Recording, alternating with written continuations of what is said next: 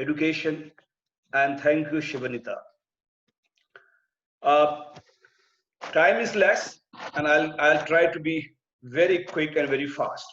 Now, change is inevitable, and changes in media education were already in the offing, but now we are left with no choice. It's a time to reimagine, it's a time to reframe, and it's a time to recreate. One of the major takeaways of the lockdown experience, there is no alternative to classroom teaching. And the in-person connection, the bond between teachers and their students was most missed during the lockdown. Education is learning to collaborate and interact. And media education is all about an enhanced experience. So no amount of explaining will ever help. Subjects such as media research, subjects such as media literacy or media ethics can be taught online. But in the case of audiovisual productions, it's all about doing and experiencing. With a disclaimer, I'm not an anti-technology person, but what I understand is technology is simply an enabler. I could be teaching anywhere, in a garden or in the canopies, But if I need to teach 5 students, if I need to interact with 5 students, I won't teach them in a stadium. Technology cannot be an education system as a laptop cannot be a writer. In media education, we need collaboration of different kinds, capturing emotions, understanding what is happening, and seeing the whole picture. And what I think that the ongoing webinars and other online formats are not adequate enough. Learning from the crisis, nonetheless, education during the lockdown has taught us many things which can be now implemented in the post-lockdown world, such as post-lockdown classes can be smaller in sizes, and this will certainly lead to meaningful and engaging interactions. Learning from the crisis, students will have to rewire themselves to work online, but traditional media are here to stay. Students will have to prepare for the multimedia world, get familiar with the digital technologies, and learn to create and deliver content to ever demanding consumers in an overcrowded digital spaces. So the focus will and must shift to digital literacy, digital design, productions, and digital analytics. Learning from the crisis, shifting is taking place. Teachers and instructors are going to be mentors and parents are going to be supervisors. But having said so, self-learning is going to play a greater role. The monologue has to go. Interactive communication, open dialogue has to take place. So what next? A blended learning, hybrid model is the way forward, and we must have 2-pronged strategies. One is the online teaching and learning, which many of my esteemed colleagues, they have been referring, they have been talking, and we got so insightful ideas from them. One is online teaching and learning, and second is offline and classroom teaching. Now for classroom teaching and learning, it's time to revisit and get into pedagogy innovation.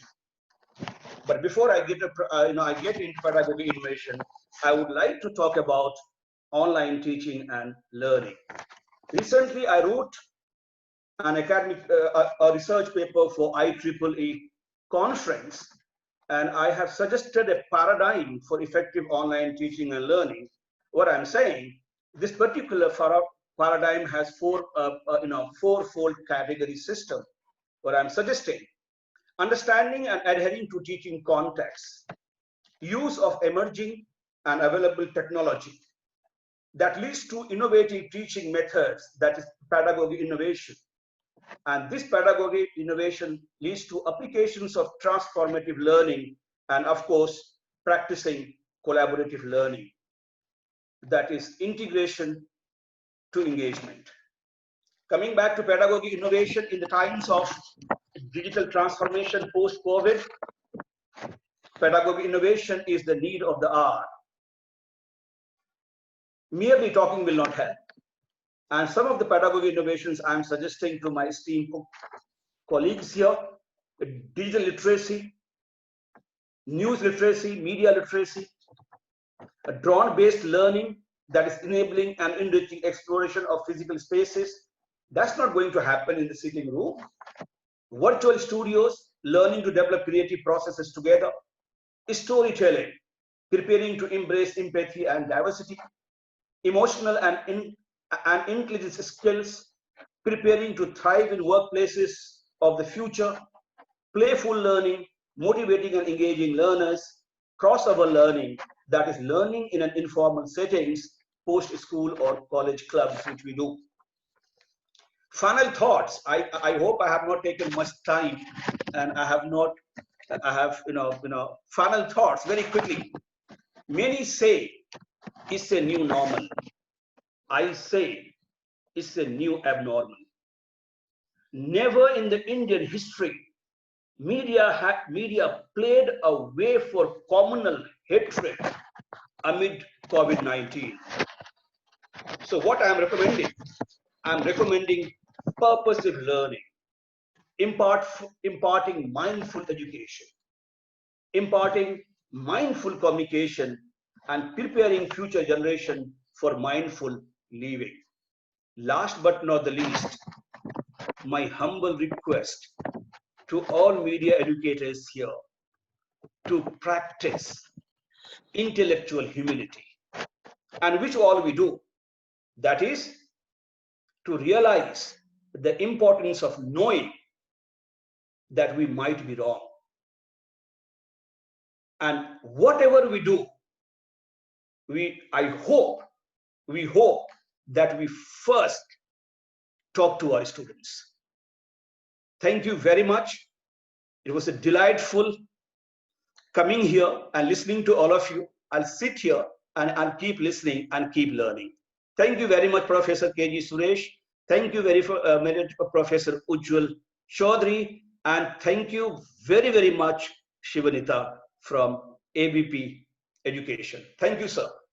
Thank you, Dr. Feroz. We are getting new terms in this session, from mass self-communication to new abnormal. Thank you. Thank you for that very important aspect which you flagged. I think that with regard to content, what kind of content media is disseminating today is also something that our younger students are today learning, but we need to tell them the importance of content that brings about peace, unity, and brotherhood, and humanity. Thank you. Now, let me now invite Professor Rajesh Sisodia, Deputy Director and Head, Amity School of Communication at the Amity University, Kolkata. He's going to talk about broadcast media, very important. Professor Sisodia.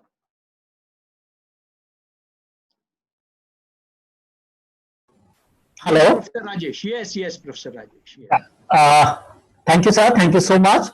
And my greetings to all my seniors. And I would just like to share one slide. I hope I have got the permission. Yes. Can the host please facilitate this? Sharing the screen by Professor Sisodia.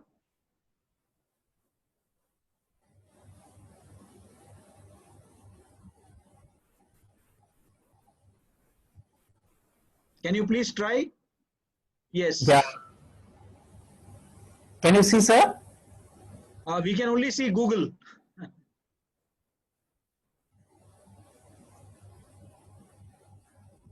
The slide has to be kept open before sharing. I think it was not kept open. That's why it's not sharing. Nevertheless, if it doesn't open, please continue with the talk. Yes, sir.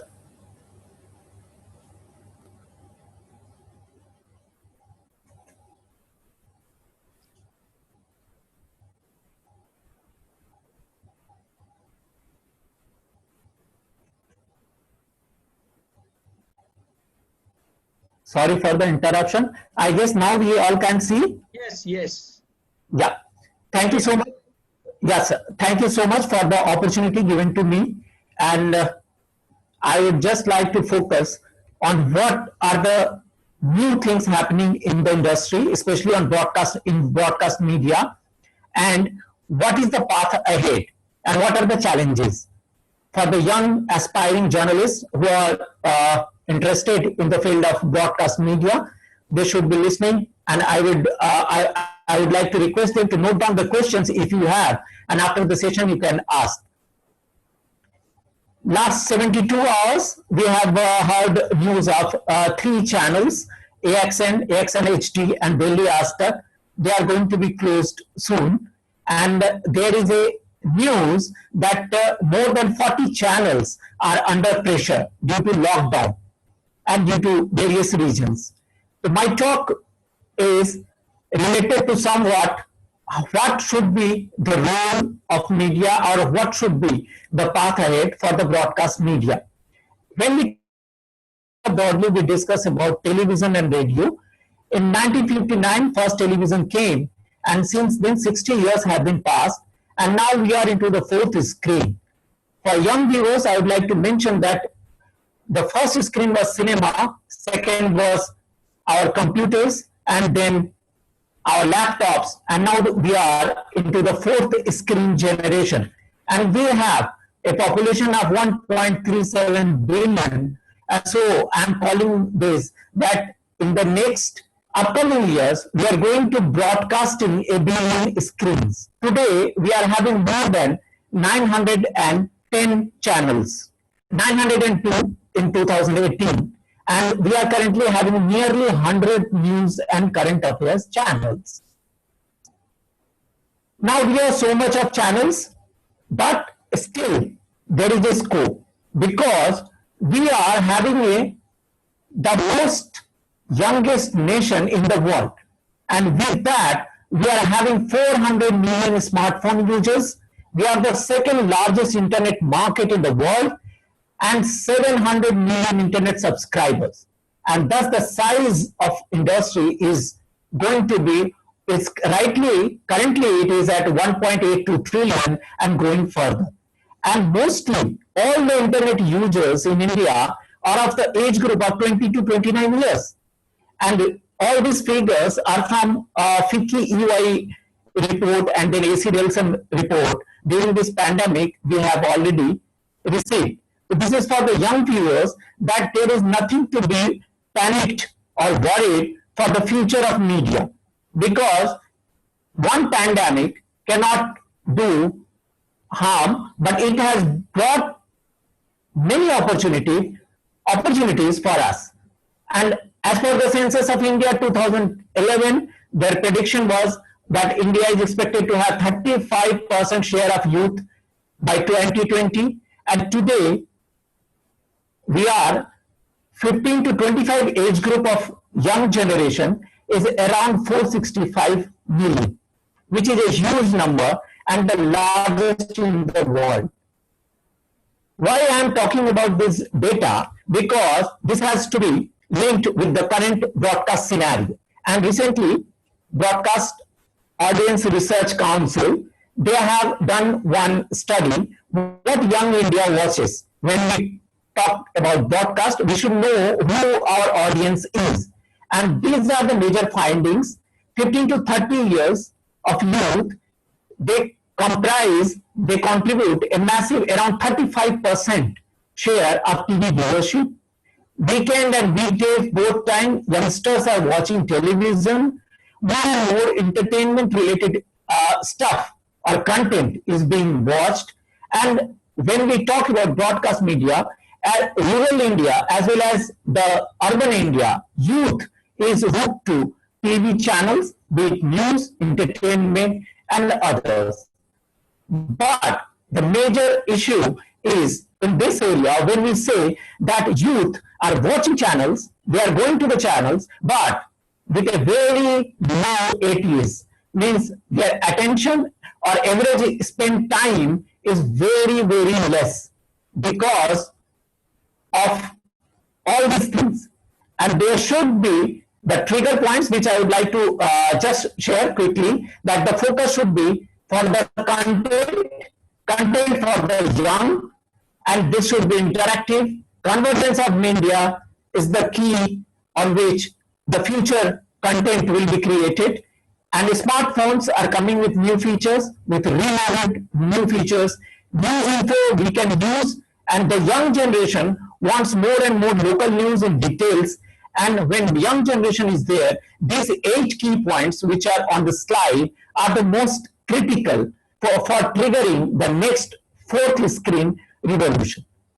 If you have any queries or anything you want to ask, my email IDs are there. We can connect over this. Thank you so much. Thank you, sir. Thank you, Professor Rajesh, for that new 8-fold path. One was given by Gautam Buddha, and you have now given the 8-fold path for the future of broadcasting media.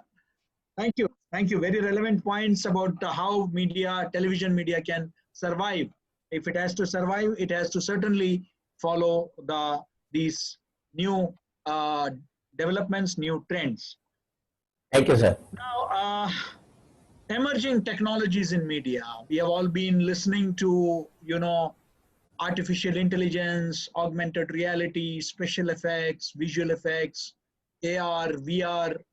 And today we have with us Professor Samir Mukherjee, Head of the Department of Emerging Technology and VR, AR, MR, XR at McCord. Professor Mukherjee.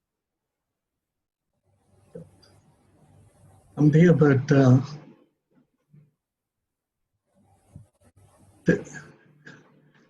can you hear me, Professor Suresh? Please, we can hear you.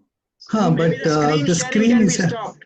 Professor Sisodia, if you can stop sharing the screen. Yes, sir, I have stopped. In any case, let me start. Yes. Couple of weeks back, I received an invitation from XR Association in Europe for participation for a speaker. Okay. Eventually, in this lockdown period, I thought that it should be a kind of a Zoom or a Google platform, and it should be an online meeting. They provided me a link to register as usual, what everybody is giving. I click that and I insert my old data, but they're asking different kind of questions. That what is my height? What is my weight? What kind of dress I usually used to wear? Kind of so many things. When it's completed, they said that it's over. Now you just press that button, end button. And as soon as I press it, I'll get a kind of avatar in my screen. That avatar is me. It will represent me there in the XR Association in France. I was seriously, I understand technology a little bit, but this is the first time, okay? On the conference day, I was there in the venue, and it's exactly same time, that the conference is in the Recto Verso in France. Last year also I was in this Recto Verso, but it's the same Recto Verso. It's in 3D, and it's same Recto Verso, and that the volunteers did the face recognitions and greet me and give my lanyard and ask, so okay, fine, that part is over. Then I will have a huge electronic board there. It's very interesting, all the speakers' name, where they will talk, what they will talk, and what is the time and all this. Everything is embedded there. So, okay. I was there in the inaugural hall. Some volunteers, all are robotics, okay? All are virtual. I'm here in Kolkata.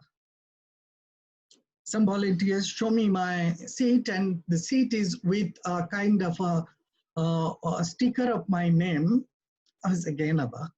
And again, that seat is also allotted for every speaker, everybody. Ladies and gentlemen, this is XR conference in the world. This is future. This is a combination of AR, VR, MR, XR, and AI, ML, robotics, and everything, embedded in a single technology and giving us a kind of a solution. Okay.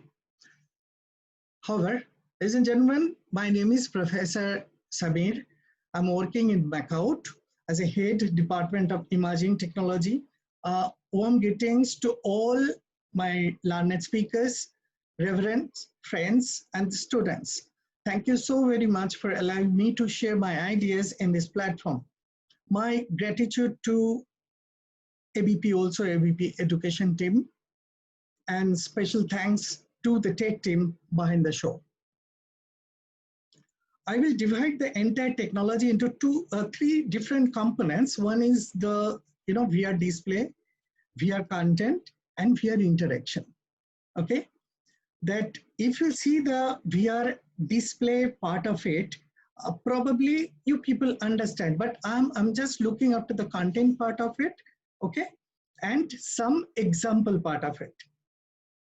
What about the content? Computer generated 3D CGI can be used as a simulate the photorealistic real old images in the proto-fantasy worlds with the weird creative. Basically, most Pixar or the Disney films belong to this category.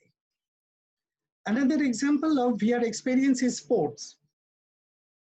You can, what you can feel that you are a team member of IPL, okay, or you can a team member of England rugby, but you can say that I do not know how to play it. The creators uses a mixed method to make the user feel like that they are part of this activity and even part of this team. And they maybe give you a cricket bat for you only, which is a massive big, and the ball is animated very slowly. So it will be very comfortable for you to hit the ball, and you won't be frustrated, and gradually you will gain your confidence, and you can play it. So all these things is the kind of example of this. Similar concepts, you can use it in the theaters, in the entertainment field also, that, you can use the front seat and can see an opera, can see a ballet, but without paying any extra things, extra funding for that. Just use your headset and you can watch it. This is the future entertainment. Now coming to the journalism. VR journalism, one of the very, very important part, it is already there in the globe. I do not know that you already heard of this name, Nani de la Pena. Can you ever heard of this name? He is one of the leading journalists for VR.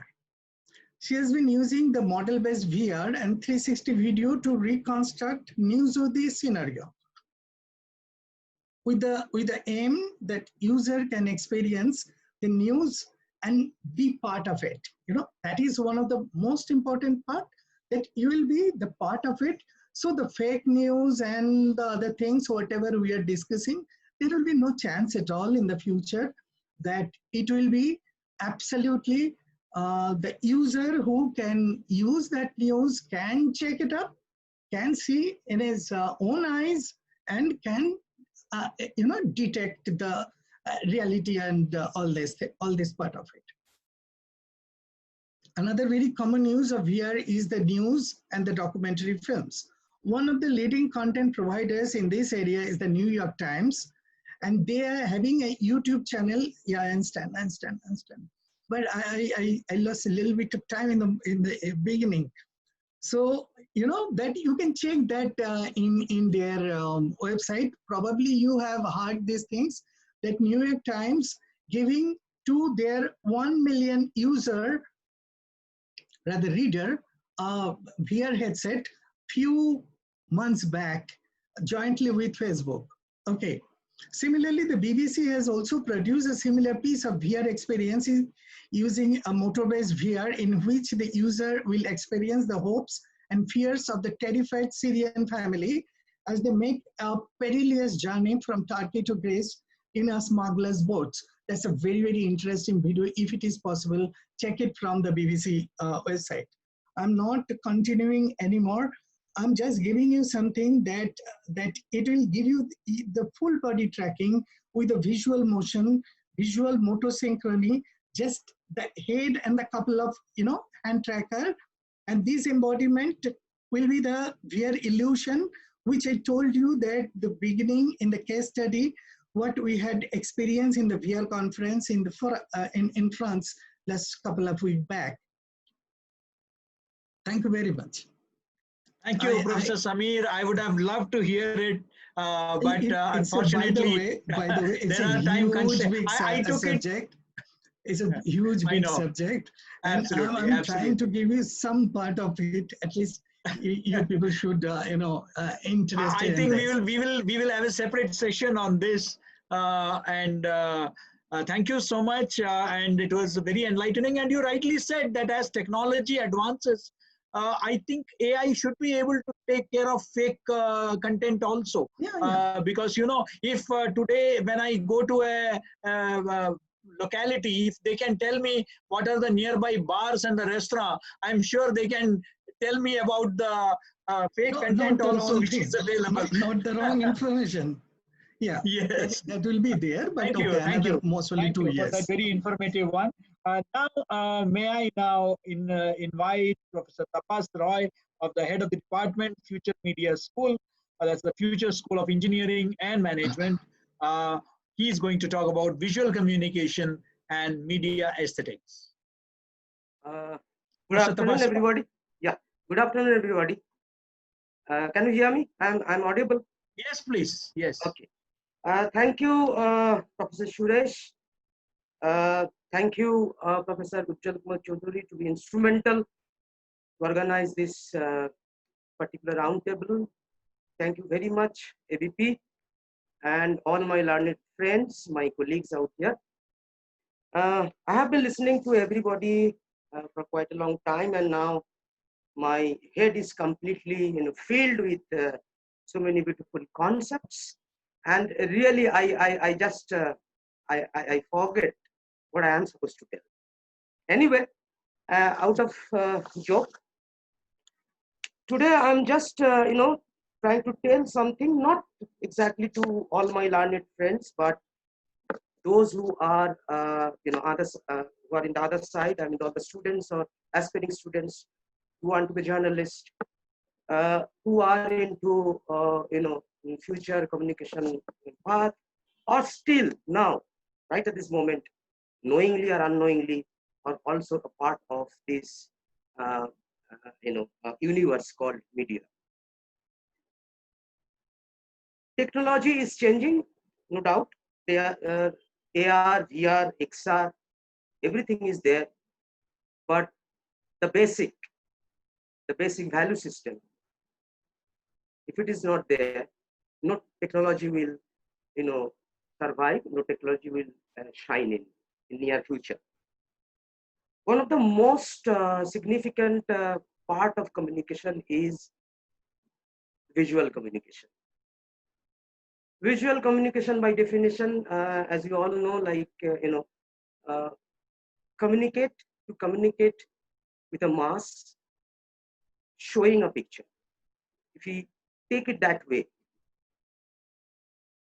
a picture is stronger than many spoken words. As we always say, like, or we all also hear, a picture speaks 1,000 words.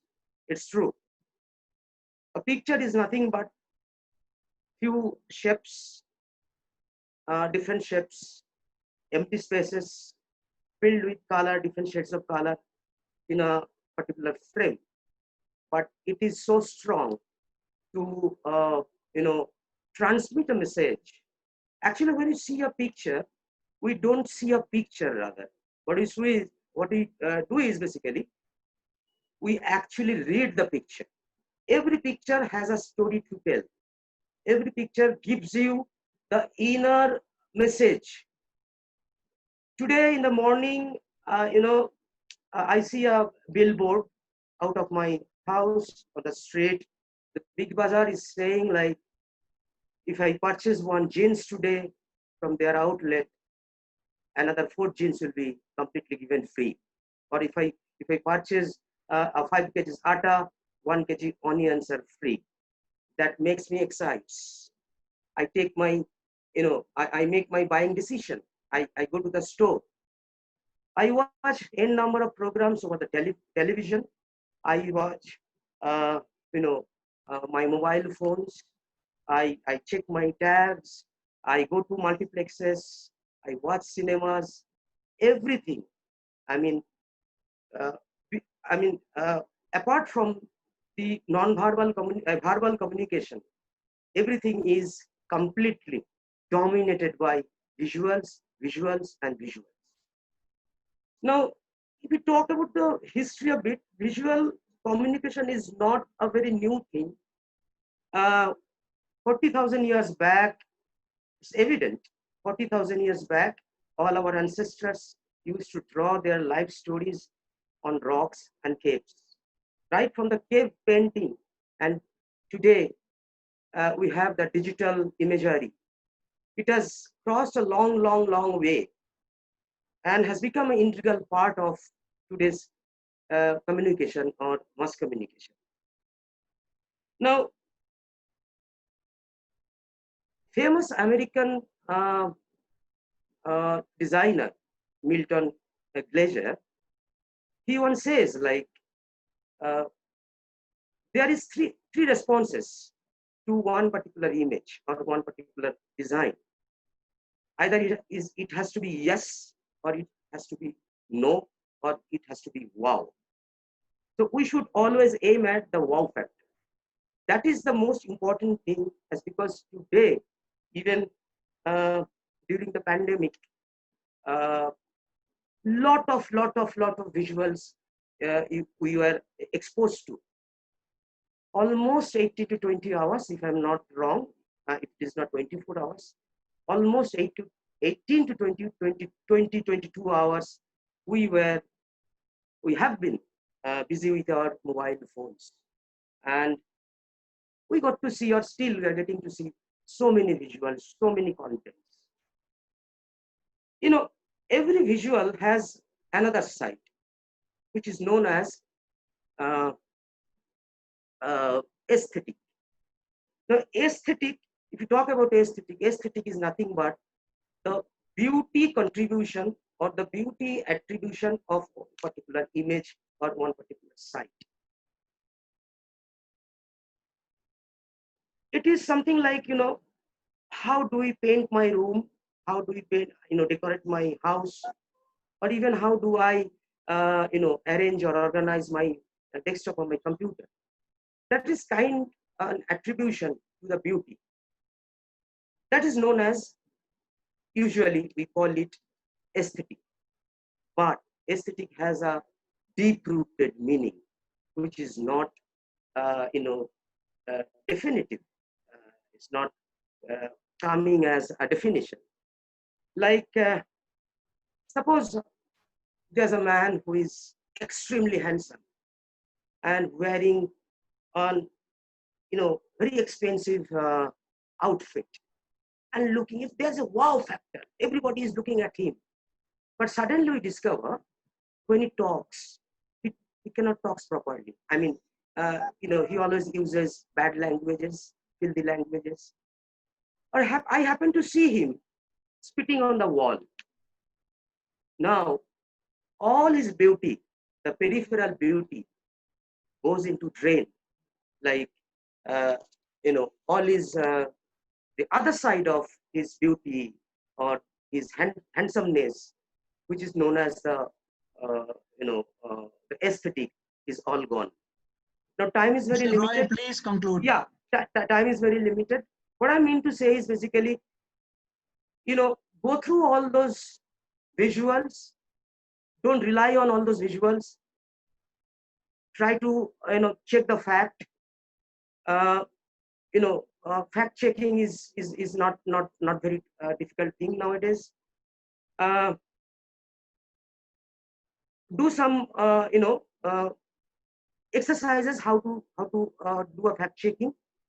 Practice good journalism, practice good media, and try to be a very hygienic in the world of internet. So internet hygiene is very much required. Thank you so much. Thank you, Professor Roy. Another term which has again come up for discussion is going to be internet hygiene. Lovely. Thank you. All that glitters is certainly not gold. And I think that goes well with fake content also. We need to really go deep. We really need to study all aspects before believing. So seeing is not believing. Thank you. Thank you. Now, may I now invite Professor 𝐊𝐿𝐴 Chaudhary, the spirit behind this Media Educators Roundtable, who has been able to bring together all, and I'm sure that he will do a bigger national level. This is only Eastern India. I'm sure that he is quite competent to have not just national but also international. So thank you for motivating and supporting ABP in this. And he's going to talk about media convergence. I believe he has few slides also. Professor 𝐊𝐿𝐴 Chaudhary, Dean, School of Media, Communication and Fashion at MS University. Thank you. Thank you, Professor KGS. You have been a fabulous moderator as always. You have been. Can I share my screen? Your voice is cracking, Professor. And we are not able to see you. We would like to see you also. Okay, just a minute. Yes. Yes, I'm here. The voice part I would not know because that would be depending on the transmission here. But anyway, can I get my slides shared, please? Okay, now I can perhaps, yes, I can share my slides. Right, and this can be full screen. Right, full screen. Right. So COVID impact on media and entertainment in the new normal, strengthening of media convergence. That's the theme I've taken. Thank you everyone for doing a fabulous job over the last 2 hours. I'll come straight to the topic. Media and entertainment channels, we know this, but just for revision, newspapers and magazines, which are offline media, television and radio on-air media, outdoors, kiosks, cinema and hoardings, offline media again, events, roadshows, on-ground media, social media, portals, web entertainment, etc., online media, and media on the handset, on mobile media. So when we look at media, we look at all the 6. Kindly, we need to keep it in mind. News media is basically to inform and to educate. What is the COVID impact? Circulation is low. Tough to return to the pre-COVID figures. It is not easy and not possible now to return to January 2020 figures. Costs are mounting, paper, printing, distribution, and even GST now 5%. So costs are mounting. Television news is repetitive. Time limit is there and it's studio-centric because you cannot be having too many stories from ground for many lockdown-related issues. Employment reducing, job losses, salary and content cut. We know about this, and the pages have come down. 24 papers have become even 12, as bad as that.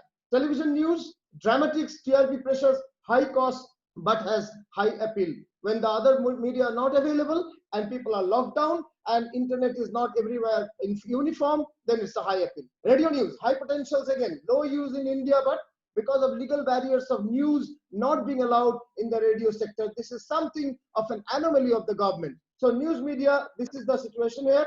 And what are we seeing now? We are seeing an enhanced convergence in news media. And earlier it was print-led news media. Then it became a television-led news media over the last 10 years. What we are now going towards is a digital-led news media, digital-led convergence. As you can see, for example, for the last 74 days, Barkha Dutt is on the road and making stories through her mobile for Mozo channel, mobile journalism. Why is news media so on the digital platform so attractive, easier? Because it's portable.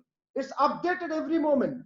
It is search driven. It is not on your face. It's your search that brings you lower cost to produce and consume, depending on the internet connectivity, obviously. Audio, video, text, infographics, and pictures all can converge in digital-led convergence. Because in other cases, 1 or 2 of these can be important, but only in the digital-led convergence, all these are converging. User-generated content, there's a huge amount of citizen journalism, crumbling gatekeeping role. News media's gatekeeping role is crumbling. Lower entry barriers, accurate analytics. You cannot fool by telling my newspaper has 2 lakh circulation. My television has 50 lakhs viewership. Cannot fool in the case of internet or digital journalism. Accurate analytics, Google Analytics, Alexa ranking and all that. Focused business option, crowdsourcing possible. There are many news portals, for example, The Wire and many others, even the Guardian.com now, who are based on crowdsourcing or donations. Challenge of false content is very acute. People have, my friends have spoken, so I'm not getting more on that. Mis versus disinformation. Misinformation, when you forward something which is wrong. Disinformation, when you create something which is wrong. And this creation is even worse. Media literacy movement required. Minal madam has spoken about that. Watchdog versus lapdog. Unfortunately, much of the media today is a lapdog, whereas it was supposed to be watchdog. So news media, this is the character under COVID now. And going ahead in the new normal, the news media would be digital-led convergence in news, revenue moving beyond ads. That's very significant to note. Revenue was largely ads so far. Search media above pushed media. A newspaper, a television, sometimes is a pushed media, but digital media is a search media. You search for news. Job losses of earlier talent, but new talent would come in. And that's the point I would like to put forth. The new talent required for news journalism or post-COVID convergence-led, digital-led news journalism is that a new talent who can blend all the four, who can bring digital at the forefront would be required. Cinema. Cinema in the new normal. Blockbusters will come back, but mid and small budget cinema will go online, on digital, on OTT, and many other platforms. I'm not getting into detailing of it, quickly speaking. Long closure of theaters. AMC, the biggest chain of theaters in US, has closed down. Cineworld Europe has already announced closing down. Please understand, these are signs of times. Short films, OTT release of features and featurette. There's a new concept. Below 20 minutes short film, 20 minutes to 1 hour is featurette. Above 1 hour is features. So these featurette films are coming up in a big way. These are short, long story in a way. New life to independent cinema. Today morning in our Media Next, we had an independent cinema director from Hollywood, and he said that independent cinema is getting a huge boost under the digital. Story as the hero. No more hero, no more the individual, the star, but story as the hero. Less characters, more intense. Cost lowered. Production life simpler and more real life. This is the new character of cinema that is coming up. CPH, docs, that is documentary's biggest festival in the world, and Cannes Festival now are digital in 2020. In fact, CPH Docs, which is the biggest documentary festival of the world, had an increase of 30% audience and 18% revenue after going completely digital. And Cannes Film Festival, for the first time in its history, has declared it is going digital. 2019 box office income across the world was $42 billion, but 2019 streaming platform, online platform, had $53 billion. Now this will be very different in this year, 2020. The box office income might go below $20 billion, whereas the streaming platform income might actually be $100 billion also. Television in the new normal is changing. Episodic entertainment. Long series will go down. Episodic, one story, one episode. Episodic entertainment. Short films and film premieres and music will come on television in a big way. TV has got lease of life, new content challenge.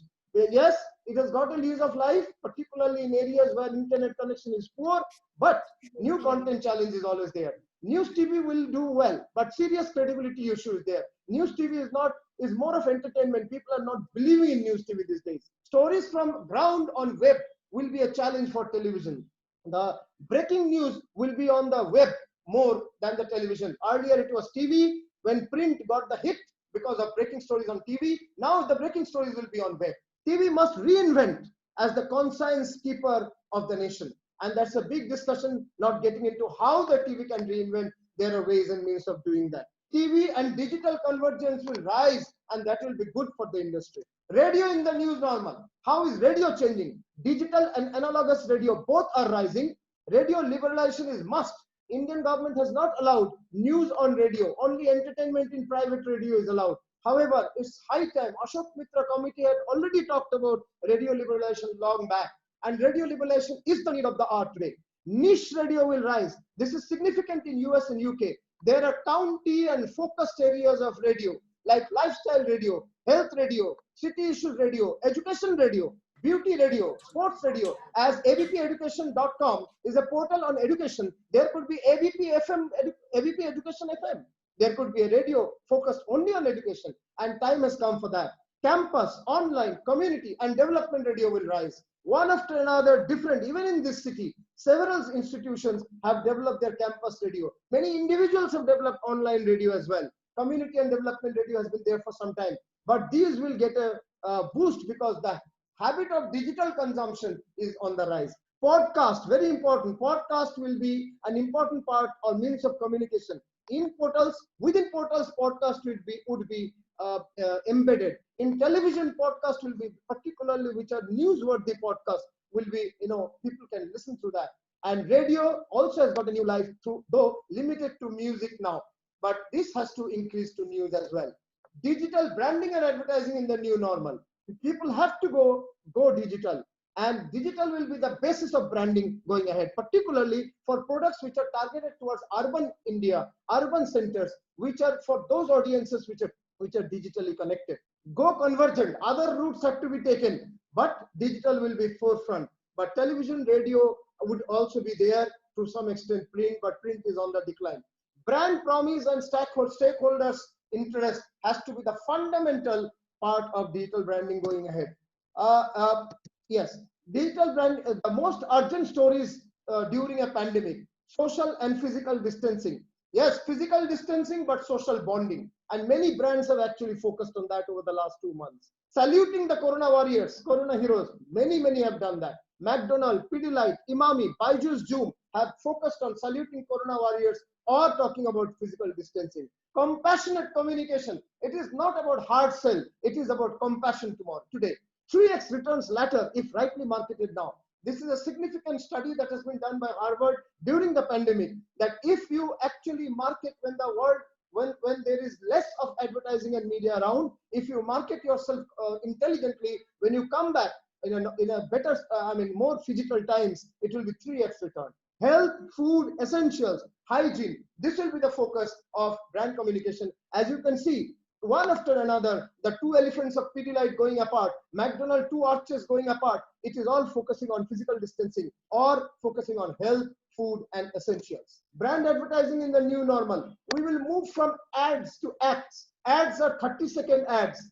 Acts are maybe 2 minutes acts, which tell a full story, but is a branded content. It has a brand behind it. So clutter of ads makes ads ineffective. Therefore, one has to move to acts. And there will be acts not only through communication, there will be acts by decision. For example, IKEA has come out with dedicated shopping time for Corona warriors. No other brand but IKEA has come out with that. And now hyperstores and others are following up in the US. Sunrise Masala ad, which spices boost immunity. You must have seen this ad. The ad talks, it's a longish ad, not a small 30-second ad. It talks about all the masalas which boost immunity. It is an awareness creating act, and it ends with the sunrise name. Act and communicate acts, not ads. Viral films, OYO on physical distancing, Cadbury on sweet homes, and Be at Home, Safe at Home. These films have already gone viral. These are films on ACTS acts. TikTok, Instagram influencers videos, OTT long ads. These are other new aspects of branding under the new normal. So to conclude, branding and advertising in new normal. Corona impact long term. So no myopic moment fixation. Please do not think that January 2021 will be back to January 2020. We will not be going back. The situation is very different. So out of box solutions are required because the problems are unprecedented. New consumer experiences in times of restricted social interaction. When people are restricting their social interaction, restricting their physical movements, and it will be a long-term thing. So the consumer experiences also change, and the communication also accordingly have to change. Psychological connect and the social bonding of brands with restrained consumer and being compassionate will be the need of the hour in communication. Short-term acquaintance to sustained loyalty, communication to conversation. So no more communication. Television was about one-way communication. Print was one-way communication. Now we are moving to digital conversation, and that is the new C which replaces the old C. Enhance digital habits to change education, health, legal, and entertainment services, because the digital habits of people are increasing, and therefore education partially will be digital. It has been already spoken by others. Health will be partially understood, consumed through digital means. Similar legal services and entertainment services. We do see the rise of the web entertainment, that's why. And moving ahead, online PR and reputation management. Quickly, e-press conferences already happening. Even we released at Adams University the Combats COVID-1 document, which we did only through e-press conference. Digital reputation will be significant, and there will be huge army of professionals working on digital reputation. Online dossier and crowd resources will be important for PR strategy making. Digital persona of the brand and the leader of the brand, very significant ahead. What we speak digitally has to be really careful now. Webinar speaking slots will be a significant part, just as seminar speaking slots was an important PR work. Research documents and policy papers digitally also would be significant part. E-events, quickly on the event side, we will have e-events, digital events of all brands, concerts, literature. Jaipur Literature Fest Company, Teamwork Art, has already started e-literature festivals every evening. FICCI Frames is the #1 media and entertainment event of the country, is happening in July in an e-format or digital FICCI Frames. CPH Docs, I've talked about it. Cannes Festival going digital, I've talked about it. Sports contents, Bundesliga is the very well-known sports league of Germany, has already started with face protection gloves of the players and no audience in the stands, and only media is amplifying digitally and television-wise, amplifying, and it is going on just now as we speak. Webinars with an entry fee of high-placed resources have started. So a new model of earning through webinars, through events has started. Sponsors are also promising. Business world has started a series of daily webinars which are actually having some entry fee, and there are sponsors as well. Esports tournament have also started as well. Digital events are being planned, blending physical and digital. Moving ahead, media business, and that would be my conclusion. How is the media business changing, models changing? Lower the cost at all levels of operations to the minimum and share resources. So different newspapers will share resources going ahead, different channels, and in non-competitive areas particularly, non-competitive audiences, non-competitive geographies will share resources. And one is to come to the minimum levels of operations. Turn digital, create unique value to command a price. Your digital experience has to be unique and not repetitive. Like in most television sets, television programs, they are repetitive. Surround the stakeholders with multiple touch points. We talked about 360 degrees communication so far. Now in the new digital world, it will be 720 degrees, one around us and one from the top to bottom. 720 degrees communication would be the way ahead. Crowdsourcing of funds, films, portals, events, and web entertainment would be actually done many of them, a large part of them, through crowdsourcing of funds.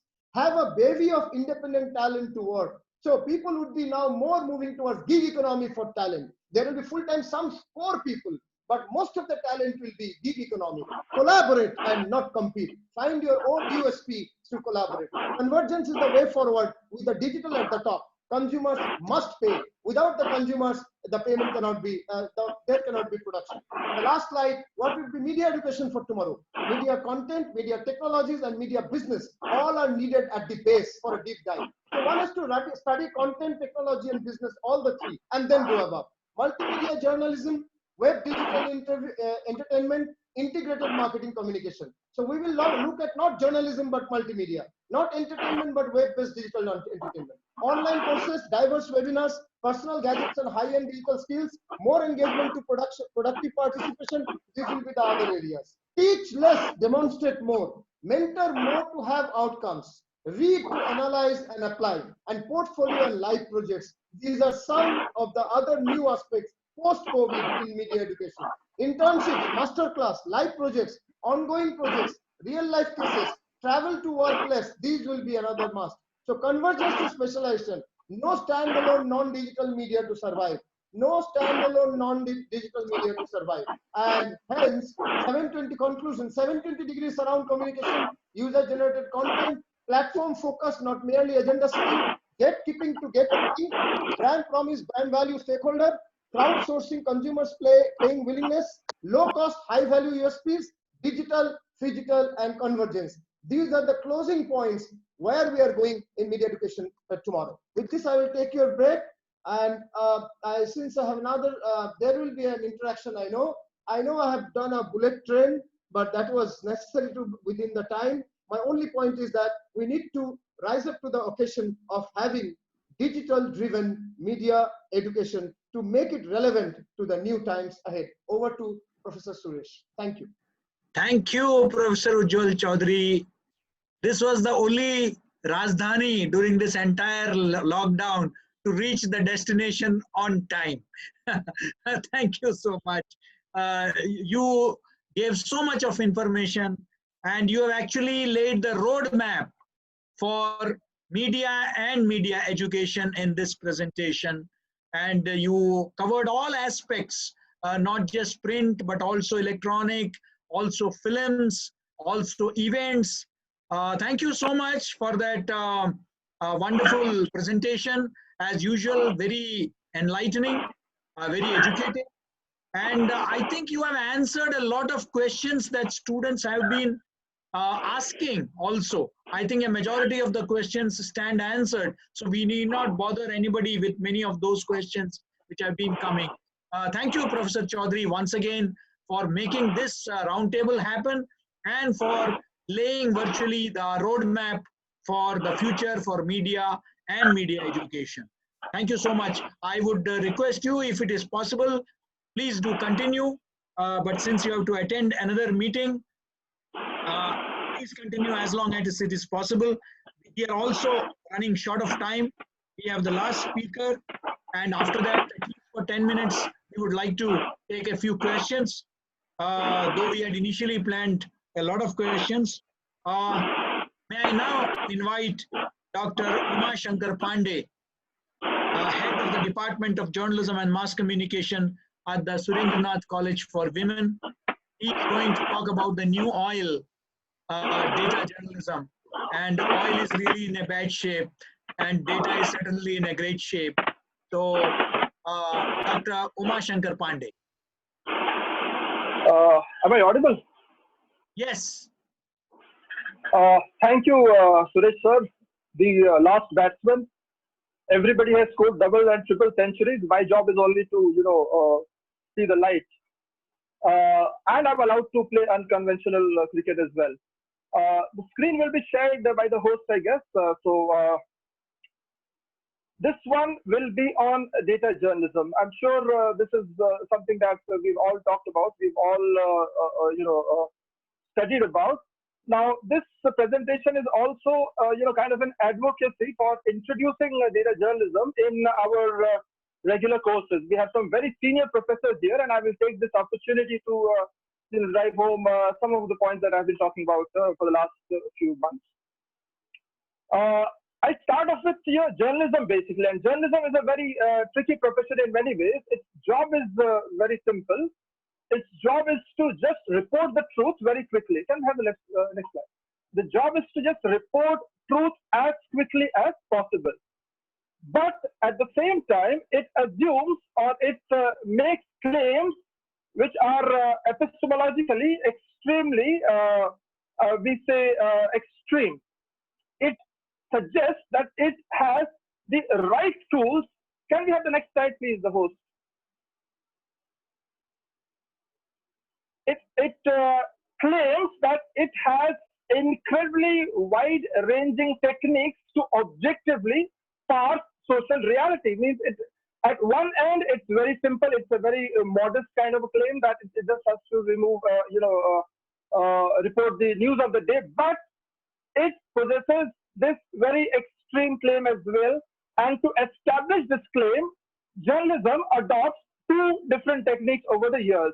I will very shortly talk about the earlier technique of narrative journalism to establish truth claims. Now, that was different from conventional, he said he added kind of a journalism, where every story is put out in the format of a true fiction, where you have a plot, where you have a resolution, where you have twists and turns and so on and so forth. And that narrative journalism stood, the next slide please, that narrative journalism stood the test of time and has still been used, for establishing these truth claims, that journalism has the right tools to not only decipher what is the reality, but also to put it across very effectively and efficiently to the audience.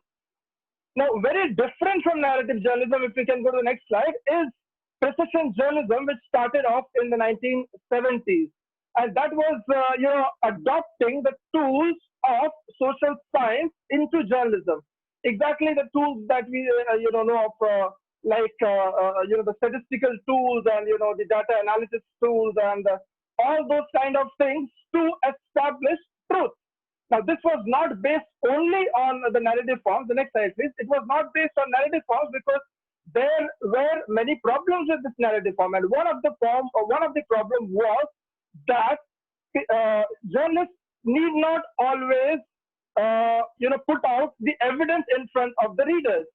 And it was found out, especially, I keep saying this, in the 1980 when we had the Pulitzer Prize for one of the narrative journalists, and it was found out that the story was made up.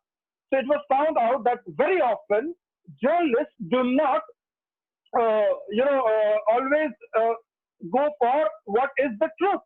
A good story does not allow truth to come in its way. And that is why, the answer was precision journalism. The next slide, please.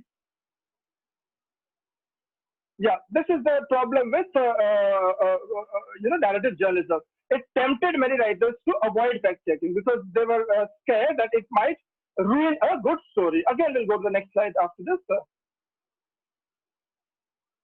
And that slide is where we talk about Philip Bayer's precision journalism. It treated journalism as a science. If narrative journalism is an art, precision journalism is science.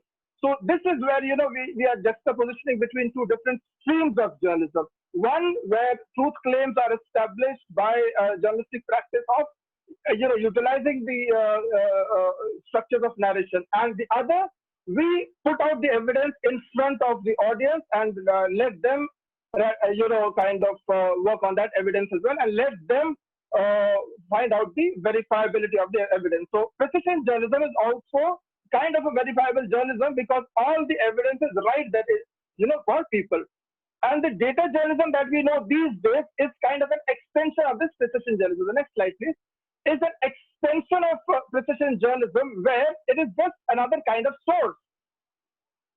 It's a journalistic source. Data journalism is journalism first. Oh, yeah, I need some time. Just 2 minutes, yes. The last batch was right. So basically, we are utilizing the soft skills of journalism, utilizing the 3 C's as we are fond of saying, of curiosity, of creativity, and of criticality. So we have to use the soft skills of journalism to ask questions of data, which is more as a tool and a source.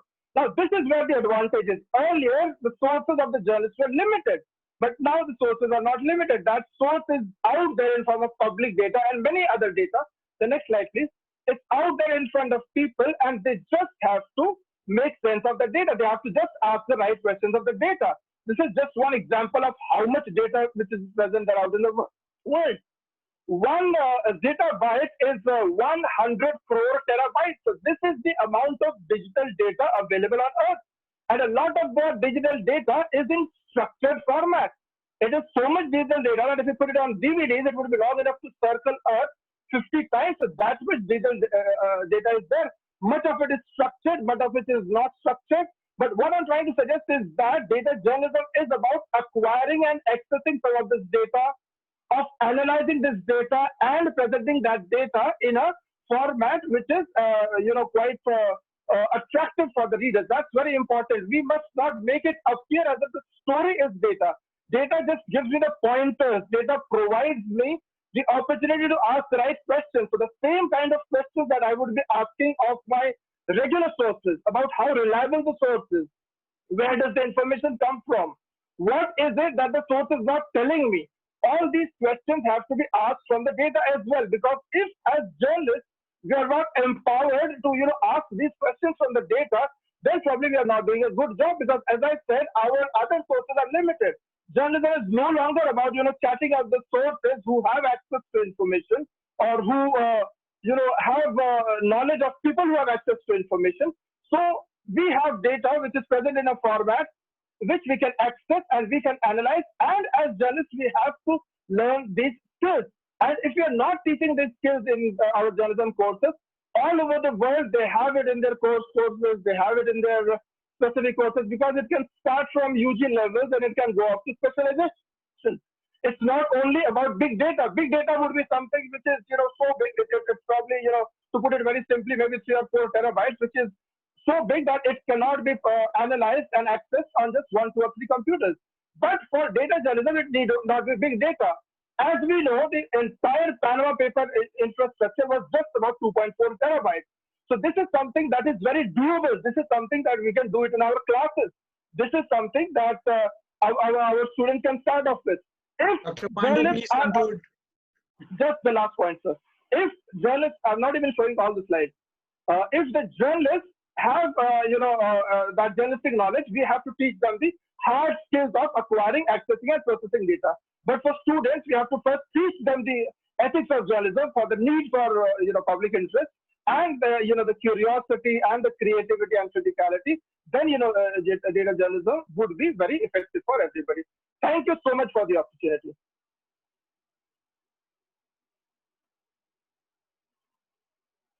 Thank you, Dr. Umashankar Pandey, for that very wonderful presentation. We would have loved to go on, but then, all good things must come to an end.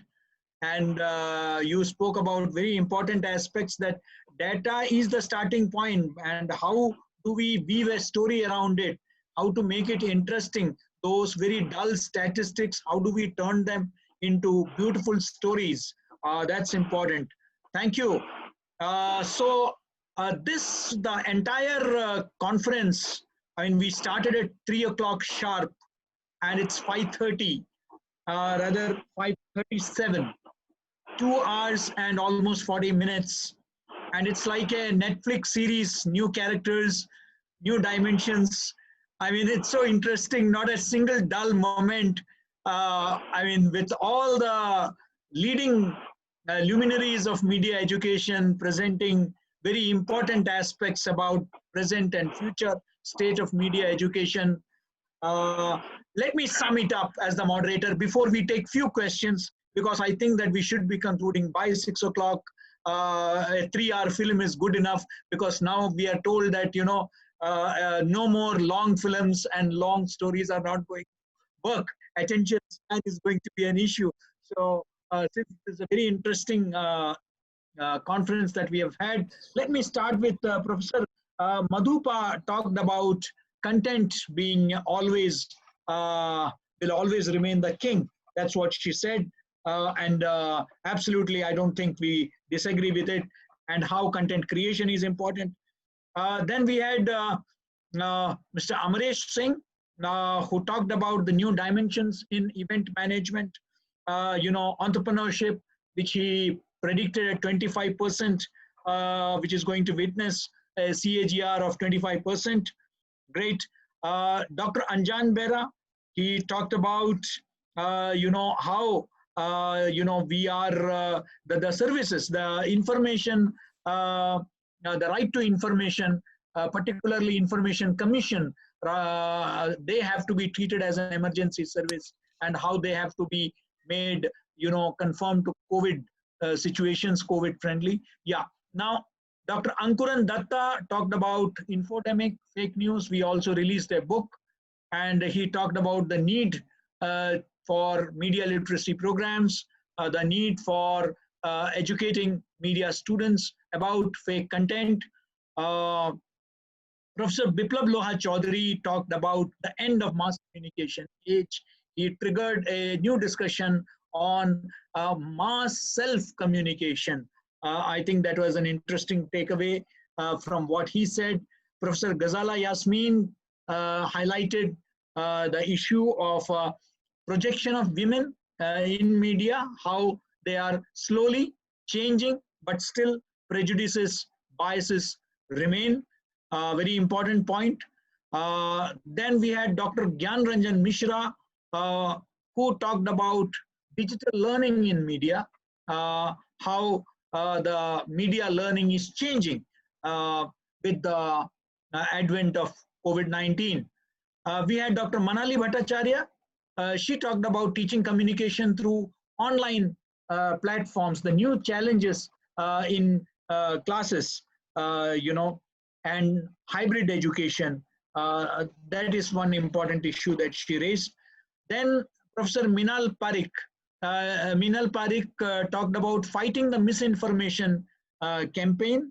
Again, there cannot be any disagreement that media literacy has to be inculcated right from primary school level, and it should not be confined just to media students, but media literacy is something that we should be training all our students in. Then we had Dr. Mohammad Firoz, who talked about post-lockdown media education. Absolutely. He said that there cannot be a replacement of classroom, in particularly in teaching about studio, about television production. At the same time, he is also, he talked about the new abnormal, and the importance of content which promotes peace, harmony, and societal harmony. Very important point. We had Professor Rajesh Sisodia, who talked about the future of broadcasting, how the broadcasting is going to witness change in the coming days. We had Professor Samir Mukherjee, who talked about emerging media technologies, artificial intelligence, AR, VR, how they are going to change the way media is going to operate. And Professor Tapas Roy, who is the head of the department at the Future School, he talked about visual communication and media aesthetics. Again, a very important point of going deep, not getting carried away by the visual presentation, and also the importance of research. And then we had Professor 𝐬𝐿 Chaudhary, who laid the roadmap of how media is going to be in the coming days. COVID-19 is going to be the new normal. We have to learn to coexist with it. It is not going to be different. January 2021 will be totally different from January 2020. And so we have to get used to it. So we are going to have literature festivals, film festivals, IPLs, all online. So we have to accept this new reality. And accordingly, he talked about all aspects of media communication, from television productions, entertainment, to movies, to events. I think that he drew a big canvas on which he showed what's going to happen to the media. Very, very important points there. And last but not least, Dr. Umashankar Pandey on a very important aspect, because today credibility of media is at stake. And at this time, nothing can bring it more credibility and trustworthiness than data. Data is going to be is going to decide whether your information is going to be credible or not. So very, very useful session in which many new points came about. I'm sure that these points are going to be deliberated by media educators across the country and discussed. And maybe after some time, we will again come back if ABP Education desires so, and we can again review whatever we discussed today and how we have progressed on those fronts in the coming days. Now with this, I think it is time for us to take few questions. And I would like to start with some of the questions that has come just now. And okay. And I will be requesting some of the panelists. I won't be able to take all the questions because it will take another 3 hours. And well, I wish Professor Chaudhary was also here. I think now I will ask this question to Dr. Mr. Amresh Singh. Are you there? Mr. Amresh Singh? Yes, I am there. Okay.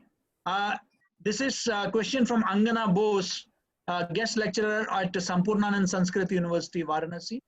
When we talk about digital media web series like Marriages Are Made in Heaven, made it evident that apart from content richness and sensitizing viewers about event management prospects, web channels like Amazon Prime are also focusing on being virtual social reformers.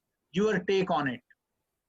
Yeah, thank you, Professor 𝐾𝐲 𝐏𝐸 and Anjana. I think she has made a statement, rather she has asked a question. Okay, so she has already answered whatever she has asked. I think OTT channels are far more, it's not nearby event management till now because it will take time. Though we have talked about virtual events, digital events, but I think it will take time to take events on OTT platform. But we have tried to come over the situation of COVID, because we as an event manager, or we as a experiential marketer, or we as a human being can't live apart from events. That's why we are holding lots of virtual events, but it will over soon, and we'll be in touch of human, and our entire senses will be going to on field during Thank the you, Dr. Amresh. I'm not a doctor. Please, I shall be great. Okay, Mr. Amresh Kumar, I shall be grateful if all the panelists are very brief so that we can take maximum questions. Now, this is a question. If USP is there, Umashankar Pandey, Dr. Umashankar Pandey. This is a question from Rajat Sen. Please unmute yourself, Dr. Pandey. How do you think the communication research scenario is going to change post-COVID-19? How do we as researchers adapt to it? Rajat Sen from the Department of Mass Communication and Journalism, Tezpur University. Thank you so much. One of certain things we're already witnessing, lot of digital ethnography, lot of, phone surveys, lot of, video recorded, research methods. Because this, face-to-face communication probably is out of bounds for some time to come. So a lot of it will be, maybe social network research and all this kind of stuff. So this is already happening, and we've already, had, a lot of other webinars on, these video ethnographies and digital ethnographies. So these are some of the events which are out there, and of course, social network analysis. Okay, thank you. Now, is Ankuran there? Ankuran, Dr. Ankuran Datta? Dr. Datta, this is from Dr. Shupratim Das, Vice Principal of the Scottish Church College, Kolkata. He is saying in India, media literacy is strikingly poor. Rumors, social media, absurd contents, constructed and reconstructed news hold sway here. Don't you think you should invent new pedagogical approaches and educational designs to promote media literacy of the people? Yes, sir, it is actually, as I told, that media literacy is very, very important. At the same time, we need to, we have actually different kind of users, in the digital platform, we have different kind of users. We have homo digitalis, at the same time prosumers, at the same time we have also newly digitally literate people. So we have to literate basically this category of the people. This is newly digitally literate people, and of course this is a very good suggestion that how we can develop a tool to literate digitally literate or media literacy can be done for a huge number of population. So that is very, very important, and definitely we have to work on it. And our Check the Fake was that kind of campaign to basically give a rough idea about that this is a stop fake forward.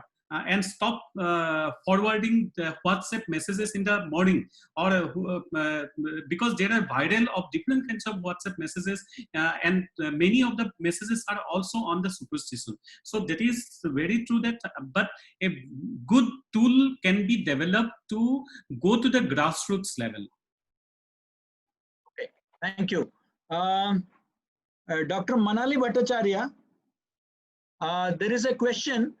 What other, I believe he is asking what other careers, but what other careers can mass communication students pursue? Other careers as in, I'm not getting the question. I mean, maybe, apart from mass communication, what can mass communication students pursue? For mass communication, there is no barrier to have a career. Like you can be a journalist, you can be into advertising, you can be into public relation, you can be into event management, you can be a graphic designer. So there are a whole lot of things, because these days when we talk about mass comm, we actually talk about convergence. So many different things were taught together. Even filmmaking has become a part of broader ambit of mass communication. So now it depends on you what specialization you want to have and you want to progress with your career. Thank you. You can also become a media educator. Yeah, actually you can. Then we have Is Professor Ghazala Yasmin there? Yes, yes, I can see her. Dr. Yasmin, this question is, do you think women leave media after a certain time because of barriers she has to face in the profession? Inevitably, yes. Unfortunately, this has been happening over a course of time. But now there are a lot of opportunities available, especially with the platform for alternative journalism and mobile journalism.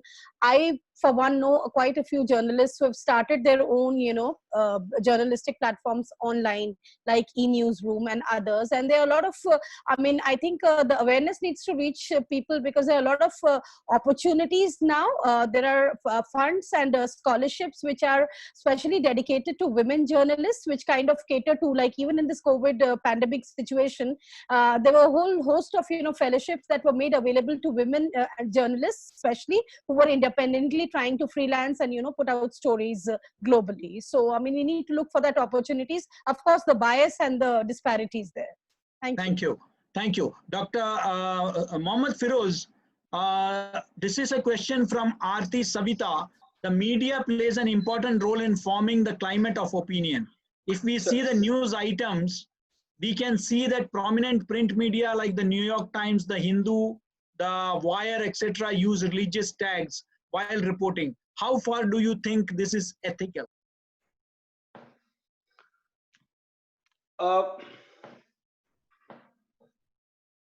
See, I have a very simple definition to ethics and being ethical. What hurts you can hurt others. So using this lens, if you see that the way they are reporting and they are tagging a particular religious group, I think they're informing and they are into and I don't see there is any problem tagging a particular religious group in reporting.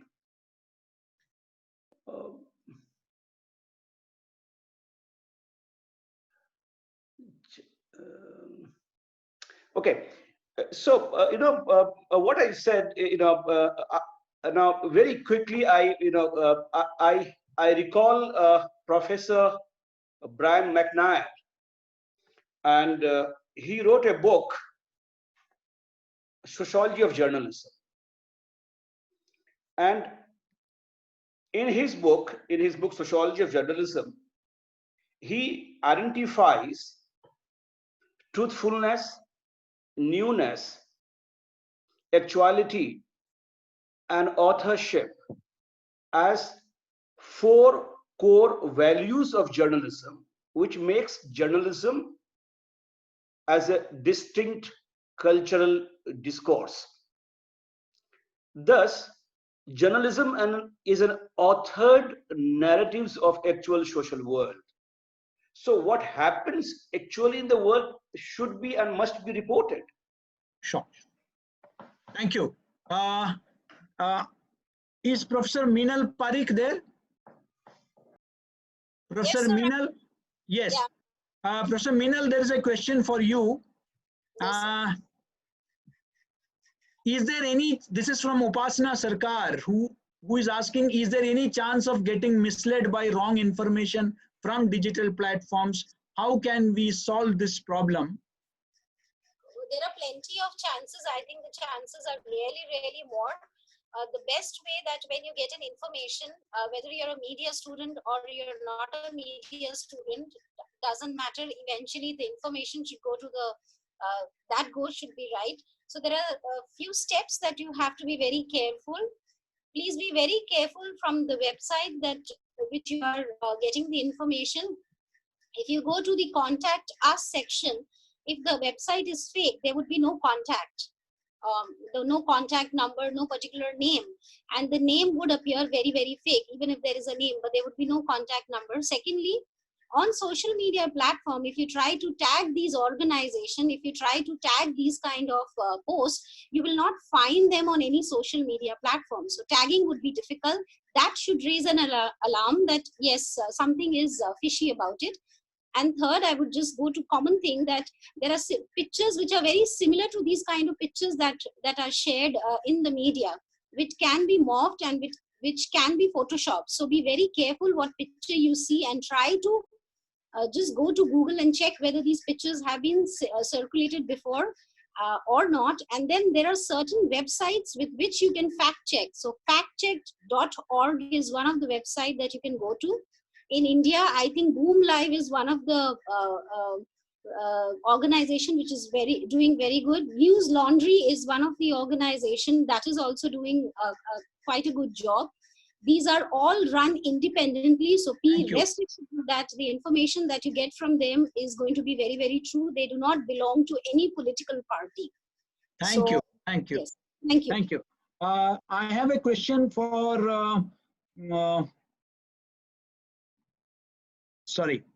Professor Samir Mukherjee. Professor Samir Mukherjee, there's a question from Angana Bose. She is saying this hybrid e-learning blended teaching has subverted the co-ed concept and has transcended from gender binaries to teacher-learner equation, as now both boys and girls are on the same plane of the technology. Yeah, of course. Again, this is a kind of a description. That's not the question. You know, she want to describe certain points of the media industry.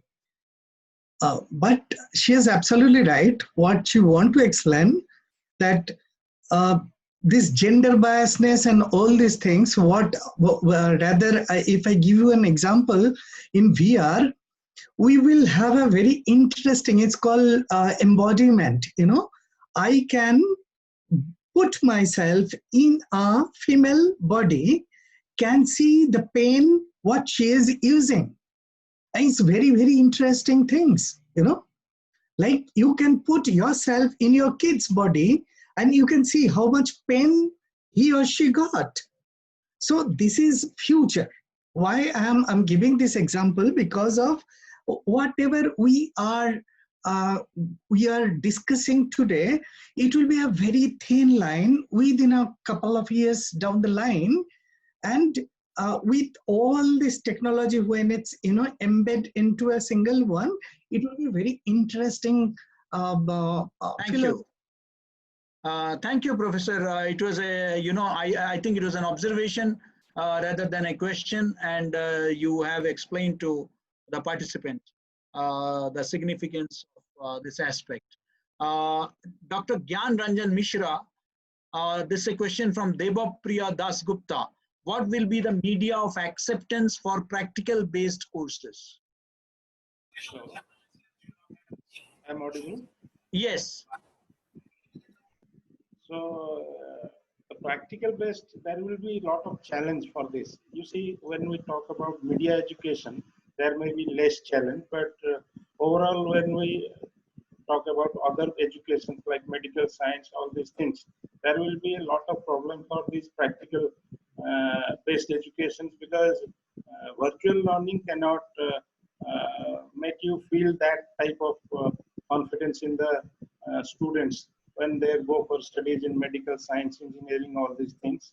But in our field also, in media education also, we have a lot of problems which we are facing day by day. We feel that those problems will be solved, like particularly the practical based education, when the students will be back in the campus. So what she said, that is, I think, a correct thing. Okay. Thank you. Thank you. Now there is a question to Professor Biplab Loha Chaudhary. Are you there, Professor? Professor Biplab Loha Chaudhary. Yes, I can see you there. Professor Chaudhary, yes. Can you provide a roadmap to overcome the digital divide? This is a question from Soumya Datta. Okay, digital divide. See, digital divide actually, with reference to India, in rural areas, the mobile telephony, the geotectonic shift in mobile telephony from 2016-17 and the coming down of the data cost has really created a great prospect for digital divide coming down. And we are already getting some of its advantages with reference to direct e-governance. But we have to see with reference to the digital education, online education, there is one aspect very important, the required bandwidth. It is to be made available to all the areas. Only then will you be able to take the challenge of online education, because now what is happening in online education, many of the students of the class are left. So again, when we come back to the campus, we have to teach them. Thank you.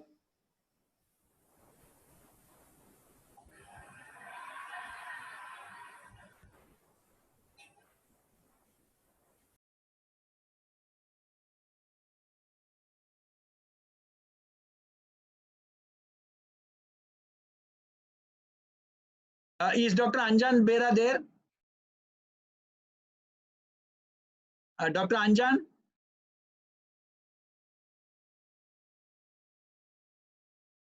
Okay.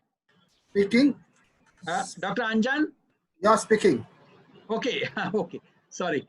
There is a question and this is related to, this of course has been answered. So I think I'll take some question which has not been answered, because many questions are there which has been answered. And this is, what steps should be taken to educate the masses about filtering news? That's very difficult because it depends on the the democratic culture, democratic practices, and also literacy and political awareness and social awareness. So you have to judge the performance. You have to assess the performance of them. Then also it depends also on what do you expect from media. So media literacy is not for media students only. It's also media literacy for the common people, common citizens. So how do they assess performance? How do they, expect? How do they depend on media and fourth estate? That depends on, that matters a lot. Matters a lot because that also legitimizes the role of the media. So I don't think, as a teacher and a media educators and media establishments, it is not only media students, but as a whole media establishment, they can contribute whatever it's possible for them. I don't think they have specialized knowledge, so they have also a responsibility, and they are also capable of contributing to, to development of this kind of media awareness. And by that way, they will contribute to media literacy of the common people, common citizens. Citizens' assessment is very important. Ultimately, that matters. Thank you. Thank you.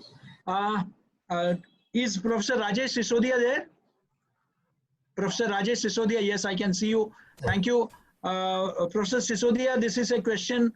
Digital learning has some preconditions like device, connection, and literacy. Still now, after COVID-19, the digital learning is the urge of the hour. But it will leave a huge section of society untouched. So what is the solution to this problem?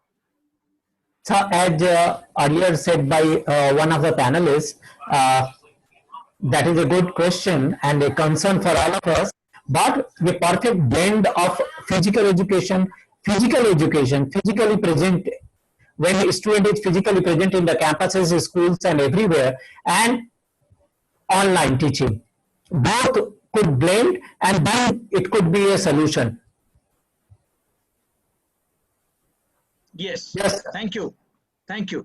I believe that I have tried, Professor Meenal, I believe you have also answered one of the questions.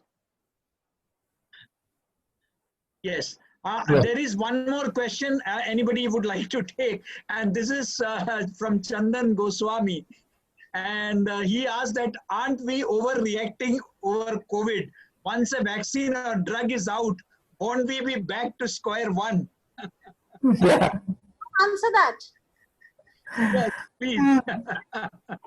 That's Ankuran's colleague. So Ankuran I think we will definitely welcome that. So the whole purpose of this entire conference. I would like to say to this cute fellow that, of course, COVID is something to be scared of, but no, I think we have already emerged out of it.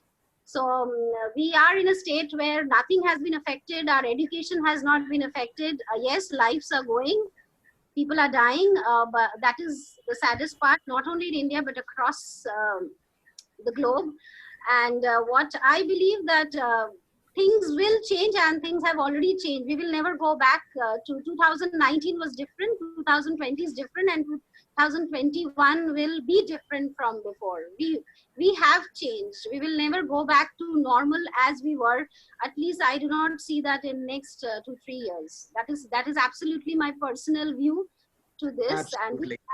And Yeah. what we've seen was something very, very good. That is what I think. So. Thank you. Yes, we are. It will be a different world altogether. There is no doubt about it. Yes, we may return back to normalcy, but then there will be new normals. As somebody mentioned, there are new abnormals. So, great panel, great discussion. The questions are still pouring in. We can continue for another 3 hours, but I know that all of you are really busy people. You have hectic schedules. You have more sessions waiting for you.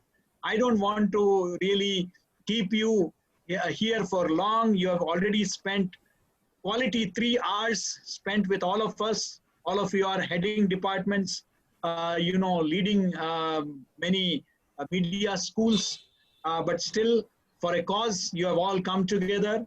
And I must thank once again ABP Education for organizing this wonderful conference in which media educators from Eastern India came together, shared their thoughts.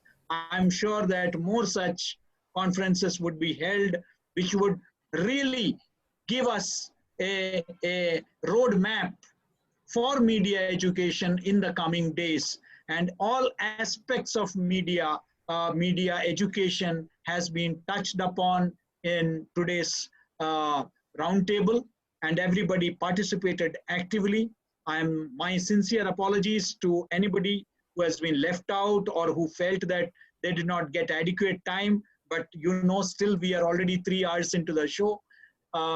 Thank you ABP Education for organizing this. Thank you Professor 𝐊𝐞𝐲 Chaudhary. He has gone for another meeting for conceiving this and making it happen. And thank you to each one of you for once again for coming together on this platform, and we will be again together on this or some other platform. And thank you participants who have shown so much interest since the day we announced this, and even at the last count we have over 400 people right now tuned in. So that shows the level at which we have taken this discourse to, the stature of the panelists. And thank you participants. Without you this would not have been possible. I wish we had time to take more questions, but it's already 6 o'clock and you have been there since 3 o'clock. Thank you once again to everyone. Thank you. Thank you. Namaskar. Good evening. Thank you. Shivanita, you want to say something?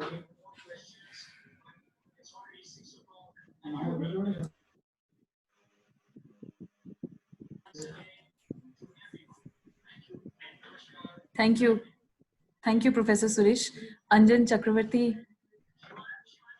Yeah, thank you. Anjan Chakravarti from our end. Yeah, thank you. Thank you, Professor Suresh. I am Anjan Chakravarti from ABP Education. I am honored to have the opportunity. I'm honored to have the opportunity to give a vote of thanks on this special day when we had this elite panel of 15 top minds in media education coming together for this Media Educators webinar hosted by ABP Education. Personally, it kind of felt like going back to my university days 19 years back when I was a media student myself. And one of my teachers back then was in the panel today, Dr. Ranjan Bera. And I listened to his talk after almost 2 decades. The only difference was it was online and very different from our traditional offline mode of teaching and learning that we are used to. Thank you, sir. We have heard very erudite talks today on value of content from Professor Madhupa Bakshi, future of event management from Mr. Amresh Singh, the relevance of right to information in this pandemic period from Dr. Anjan Bera, infodemic in COVID era and how to fight it from Professor Ankuran Datta. We have heard on the mass self-communication from Dr. Biplab Loha Chaudhary, on the role of women in media from Professor Ghazala Yasmin, on digital learning in media,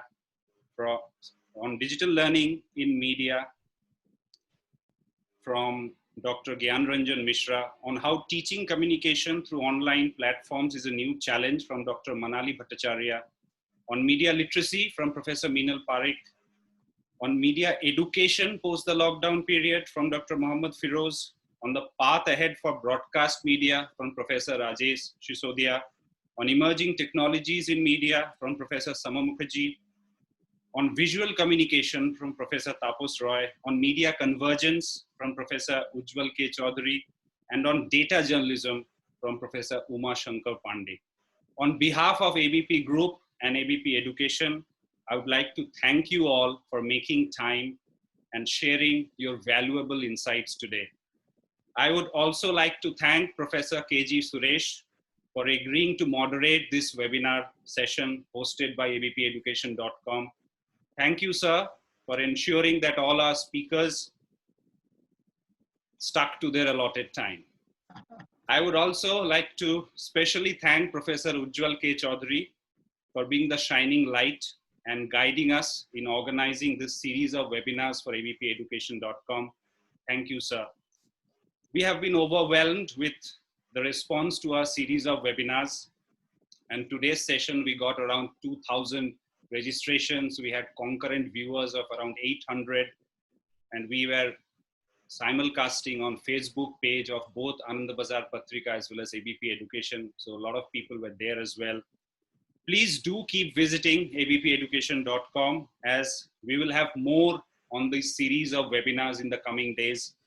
And do keep visiting us for the latest news and information from the world of education. Thank you, everyone, and have a very good evening ahead. Thank you. Thank you, Mr. Anjan Chakravarti. Thank you. And my apologies for the oversight. We were expecting you at the beginning, but it seems you were caught up with something urgent. So sorry for that. And thank you for that wonderful winding up. Thank you so much. And thank you, ABP Education. Thank you for facilitating. Thank you. Thank you, everyone. Thank you so much. Thank you. Thank you.